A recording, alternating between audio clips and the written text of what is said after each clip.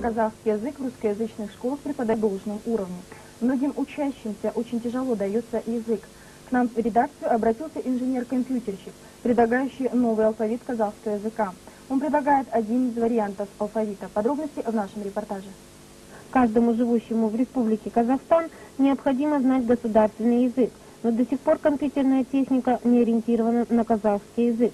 Господин Шаймердинов прокомментировал это следующим образом, что для развития казахского языка требуется 40 миллиардов тенге, а на сегодняшний день имеется только 4. На это есть альтернатива, причем не требующая никаких затрат.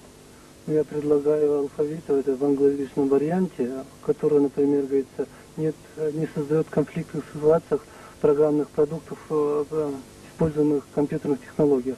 Например, согласно мной предлагаемого варианта, можно, говорится, в интернете уже создавать, говорится, банки данных на казахском языке. И что особенно приемлемо, мной предлагаемый вариант казахской латиницы, что в русской школе, когда я проводил эксперименты, ребята усвоили буквально за 3 часа. Я считаю, что уже прошло 3 года, и по нынешний день, говорится, никакой реакции со стороны правительства я не вижу. Недавно, например, от 14 августа,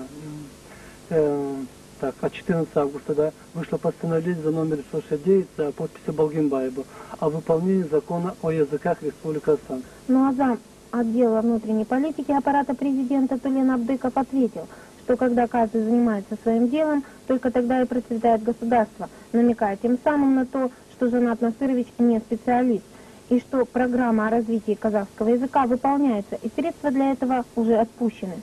Но, может быть, стоит прислушаться к инженеру, тем более, что агентством было выдано авторское свидетельство на объект интеллектуальной собственности – казахский язык на основе латинского. Без сомнения, поднятая проблема очень важна для будущего страны, и поэтому хочется верить в то, что Министерство информации и общественного согласия выберут все же правильный путь.